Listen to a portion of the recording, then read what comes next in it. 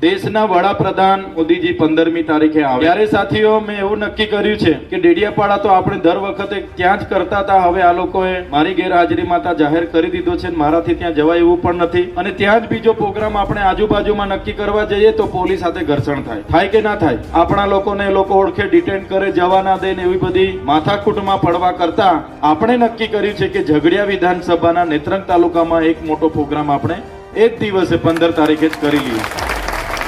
તૈયાર છો ને બધા? મેં બધાની મહેનતથી, આપણા બધાની મહેનતથી સમાજ એટલો જાગૃત થઈ ગયો છે કે આજે વડાપ્રધાનને મારા ડેડિયાપાડામાં આવીને એ જ પ્રતિમાનો ફુલાર કરવો પડે. ત્યારે આપણે ગર્વ લેવાની વાત છે કે આપણી પ્રતિમાને વડાપ્રધાન શ્રી ફુલાર કરવા આવે છે તો એને વડાપ્રધાન શ્રીને પણ વેલકમ કરીએ છીએ. પણ તમે જોઈ લો આ લોકોની નીતિ કેવી છે. ભારતીય જનતા પાર્ટીના પોતાની ચેનલો વાળાએ હવે મારું નામ નરેન્દ્ર મોદીજી સાથે જોડીને સમાચારો બનાવવાના ચાલુ કર્યા છે. ડેડિયાપાડાના ગામડાઓમાં મીટિંગો કરવાનું ચાલુ કરી દીધું. એમને ખબર છે કે આ ડેડિયાપાડામાંથી ચૈતર વસાવાને વિધાનસભામાં 43,000ની લીડ હતી. 1 લાખથી વધારે મત મળ્યા હતા. લોકસભામાં 1,18,000 મત મળ્યા હતા. 60,000ની મારી લીડ હતી. એના ડરે હવે મોદીજીને તો જેમ તેમ કરીને મનાવી લીધા એ લોકોએ.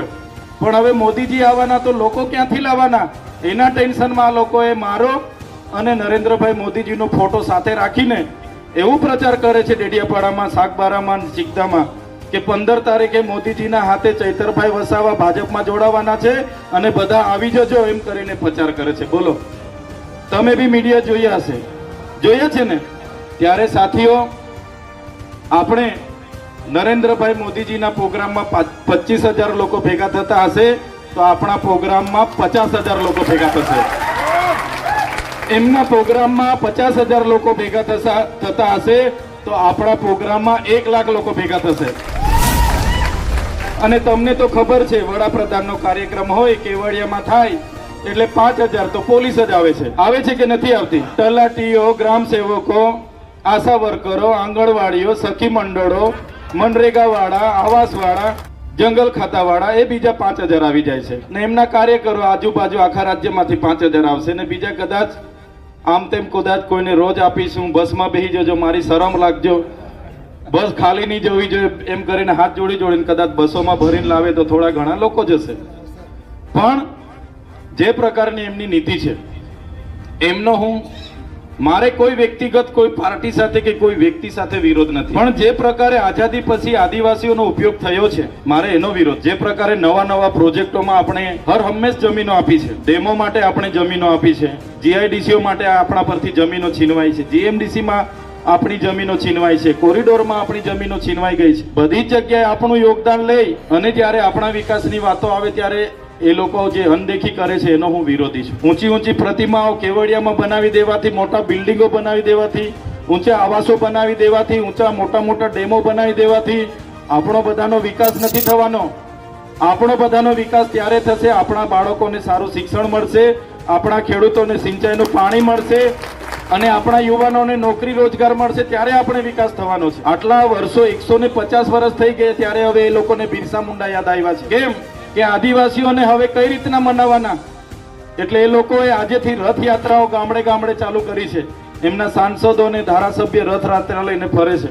મારે એમને સવાલ છે, આજે આપણા ઉચ્ચ અભ્યાસ કરતા વિદ્યાર્થીઓની સ્કોલરશીપ જ્યારે આદિજાતિ વિકાસ વિભાગે 28/10/2024 રોજ બંધ કરી દીધી, 600 કરોડ રૂપિયા દર વર્ષે આદિવાસીઓના 60,000 વિદ્યાર્થીઓને શિષ્યવૃત્તિ મળતી હતી, ત્યારે અમે બિરસા મુંડા ભવનનો ઘેરાવો કરવા ગયા ત્યારે કેમ કોઈ આદિવાસી ધારાસભ્ય નથી બોલ્યા? ત્યારે કેમ આદિવાસી સાંસદ સભ્ય નથી બોલ્યા? આજે બિરસા મુંડાના નામે રથ લઈને આદિવાસીઓને ભોળવા માટે નીકળી પડ્યા છો. આદિવાસીઓને નર્મદાનું પાણી મળે એની વાત કેમ કોઈ કરતું નથી? આદિવાસી વિસ્તારોમાં આજે સિંચાઈ ને પીવાના પાણી નથી, રોડ રસ્તા નથી. આજે સ્ટેચ્યુ ઓફ યુનિટીનું બાજુનું ગામ તુરખેડા, ચાપટ, આજે મનસુખ વસાવાનું ગામ જુનારાજ, ત્યાં આઝાદીના 78 વર્ષ પછી પણ રસ્તો નથી. જુનારાજમાં મેં ગયો, જેલમાંથી છૂટીને આવ્યો પછી લોકો મળવા આવ્યા, સરપંચ ને બધા, તાલુકા સભ્ય ને બધા.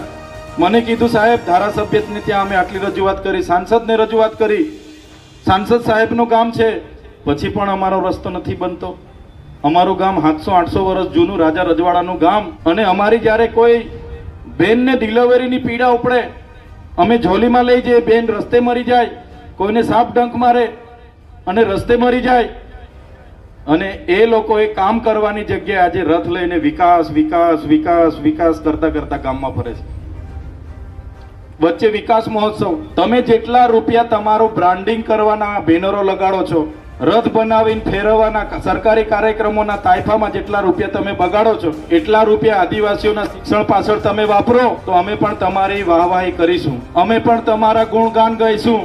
એમણે કશું કરવાનું નથી. બસ કોઈ પણ સભા હોય, દાહોદની ભાજપની સભા હોય, ડેડિયાપાડાની સભા હોય, વ્યારાની સભા હોય, એટલે ચૈતરભાઈ વસાવાને ટાર્ગેટ કરવાનો. હા, ચૈતર આમ, ચૈતર તેમ, ચૈતર ફલાણો, ચૈતર ઢીકડો. મને ગાળ દેવાથી અમારા આદિવાસીઓનો વિકાસ થતો હોય, મેં તો તમારા ઘરે આવીને ગાળ ખાવા તૈયાર છું. વિકાસ કરો તમે. સાચી વાત છે કે ખોટી વાત છે? ઉઠી બેઠા ચૈતરભાઈ, ઉઠી બેઠા ચૈતર વસાવા, ઉઠી બેઠા ચૈતર વસાવા. મને તમારે ખીજવાવાથી, તમારી ગાળ, તમે મને ગાળ દેવાથી જો અમારા આદિવાસી સમાજનું ભલું થતું હોય તો મેં તો તમારી ઓફિસે રોજે આવીને બેસીશ. રોજે જેટલી ગાળ દેવાની હોય તેટલી દો, મને વાંધો નથી, પણ તમે અમારા સમાજનો વિકાસ કરો. ત્યાં કેમ તમે બોલતા નથી? આજે વિકાસ વિકાસ કરીને અમારો સમાજ આટલો બધો પીડાય છે. નોટબંધીના નામે હેરાન થયા, જીએસટીના નામે હેરાન થયા. 2016માં જીએસટી તો તમે લાવ્યા હતા. 12%, 18%, 28% તમારી મોદી સાહેબની સરકાર લાવી હતી, અમે થોડા લાવ્યા છે. અને એમાં થોડા ટકા ઓછા થયા એટલે એમના સાંસદો અને ધારાસભ્ય સ્ટીકરો ચોંટાડવા ફરે છે. દુકાને દુકાને ફરતા હતા ને કે ભાઈ અમે જીએસટી ઓછી કરી દીધી, અમને અભિનંદન આપો, અમારા ગુણગાન ગાવ. હવે તમારે જ વધારવાની, તમારે જ ઓછી કરવાની, અમારે પાછા તમારા ગુણગાન ગાવાના. હા, બહુ સારું કર્યું ભાઈ, બહુ સારું કર્યું. આત્મનિર્ભર ભારતની વાત કરશે વડાપ્રધાન ડેડિયાપાડા આવીને.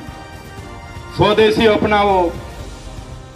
ભાઈ, તમે વડાપ્રધાન બન્યા પછી 5400 વિદેશી કંપનીઓ તમે ભારતમાં લાવ્યા છો. અમે નથી લાવ્યા. અમે, અમારો સમાજ તો આદિ અનાદિકાળથી આત્મનિર્ભર જ છે કે નથી આપણો સમાજ? અને અમને આત્મનિર્ભરની તમે શીખવો છો. તમારું બધું ફંડ તો વિદેશી કંપનીઓ વાળા આપે છે. તમે આવ્યા પછી 5400 વિદેશી કંપનીઓ આવી છે. આપણને શીખવે સૂત્રો તો એવા સરસ આપે કે એક પેડ માં કે નામ. આપણને એવું કહે કે તમે એક પેડ માં કે નામ રોપો, અને આખું જંગલ અદાણીઓને એ લોકો આપે. આ જીએમડીસી માં જમીન કોને આપી છે? ટોરેન્ટોને આપી છે. રિલાયન્સની ટોરેન્ટોનું એમઓયુ થયું છે. અદાણીને અંબાણીને આપી દેવાનું, ને આપણને એક પેડ માં કે નામ. મંત્રી આવે એટલે આપણને એવું લાગે હા હા ચાલો સરસ છે આ કાર્યક્રમ. થાય કે ના થાય? એટલે આ નીતિ સામે મારે વિરોધ છે. તમે આત્મનિર્ભર ભારતની વાત કરો, સ્વદેશીની વાત કરો, તમે એક પેડ માં કે નામની વાત કરો. એવી બધી વાતો હવે અમારો સમાજ જાગેલો છે.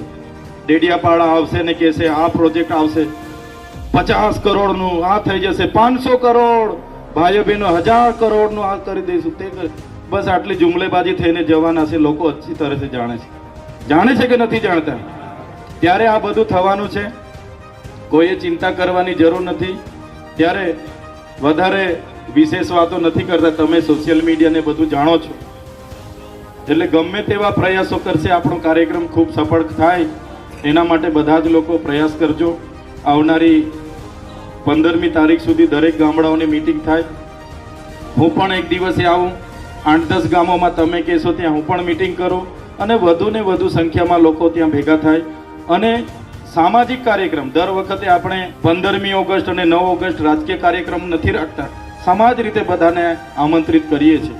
ત્યારે સમાજ રીતે બધા જ વર્ગના લોકો આવે. રાજપૂત સમાજના આવે, પટેલ સમાજના આવે, લઘુમતી સમાજ, મુસ્લિમ સમાજના આવે, બધા જ લોકો આવે. દલિત આવે, ઓબીસી આવે. એ બધા જ લોકોને હું આહવાન કરું છું. જે ભારતીય જનતા પાર્ટીએ 30 વર્ષના શાસન દરમિયાન જે અન્યાય કર્યો છે, આજે તમે એસસી, એસટી, ઓબીસી અને માઇનોરિટી આખા દેશમાં આપણે 90% છે. ગુજરાતમાં આપણે 90% છે. તમે આજે હાઈકોર્ટમાં જજો, એસસી, એસટી, ઓબીસી ના કેટલા ટકા જજ. આજે તમે સચિવાલયમાં જજો, એસસી, એસટી, ઓબીસી ના 90% સચિવો છે. આજે તમે કોઈ પણ જગ્યાએ, આજે યુનિવર્સિટીઓના કુલપતિઓનું લિસ્ટ તમે જોઈ લેજો, એસસી, એસટી, ઓબીસી, માઇનોરિટીના 90% લોકો છે. આજે તમે કોઈ પણ ક્ષેત્રમાં જીઆઈડીસીઓમાં જોઈ આવો, એસસી, એસટી, ઓબીસી, માઇનોરિટીના કેટલા લોકો ઉદ્યોગપતિઓ છે. ત્યારે આજે એક 10% લોકોનું રાજ આપણા પર છે, આપણા પર શાસન કરે છે. એની સામેની આ લડાઈ છે. આજે ઉદ્યોગપતિઓના ઇશારે આપણા લોકોને વિસ્થાપિત કરવાનું કામ થાય છે. ત્યારે આ લોકોને એવું હતું કે આ વિસ્તારમાં ચૈતર વસાવા એક જ હવે બાકી છે, એને ડરાવો, જેલમાં નાખો. એકવાર જેલમાં નાખી દીધા, પરિવાર સાથે 90 દિવસ રહેવું પડ્યું. ફરી એકવાર જેલમાં નાખી દીધા, પાછા 80 દિવસ રહેવું પડ્યું. આ ભૂપેન્દ્રભાઈ પટેલ અને હર્ષ સંઘવીને હતું કે આદિવાસી આ યુવાન અમારી સામે બોલવો ના જોઈએ, આ આદિવાસી ચૈતર વસાવા સામે ના આવવો જોઈએ, એને ડરાવો, એને દબાવો. પણ એમને ખબર નથી આ ચૈતર વસાવા ડરે એવો નથી. આ ચૈતર વસાવા સાથે આ યુવાનો, આદિવાસી, નાના, ઈમાનદાર, ગરીબ, સામાન્ય લોકોનો સહકાર છે. આ એકલા ચૈતર વસાવાનો અવાજ નથી, આ સમગ્ર વિસ્તારના લોકોનો અવાજ છે. એ કોઈ આવા ભૂપેન્દ્ર પટેલને હર્ષ સંઘવીથી દબાવવાનો નથી, એનાથી વધારે તાકાતથી આવનારા દિવસોમાં ઉઠવાનો છે. ત્યારે સાથીઓ, આપણે લડત લઈને આગળ વધી રહ્યા છે. તમારો જે સહકાર મળે છે, તમારો જે ભાવ છે, એ ખૂબ જ અમને મળે છે. હર હંમેશ અમારો કપરો સમય પણ તમે અમને ખૂબ જ સહકાર આપો છો. ત્યારે સાથીઓ, આવનારા તમામ મોરચાએ આપણે સંઘર્ષના દિવસો છે. આજે જે તાનાશાહી સરકારની પોલીસનો જે ઉપયોગ થાય છે આપણી સામે, તમે બધું જાણતા હશો, બધું જ એમનું છે. ત્યારે આપણું સંગઠન તૂટવું ના જોઈએ. આપણે એકલા ના પડી જઈએ, હું પણ એકલો ના પડું, તમે પણ એકલા ના પડો, એ આપણે બધાએ ધ્યાન રાખવું પડશે. સંગઠન દિવસે ને દિવસે મજબૂત થાય એ હાકલ કરવા માટે જ હું તમારી વચ્ચે આજે ઉપસ્થિત થયો છું.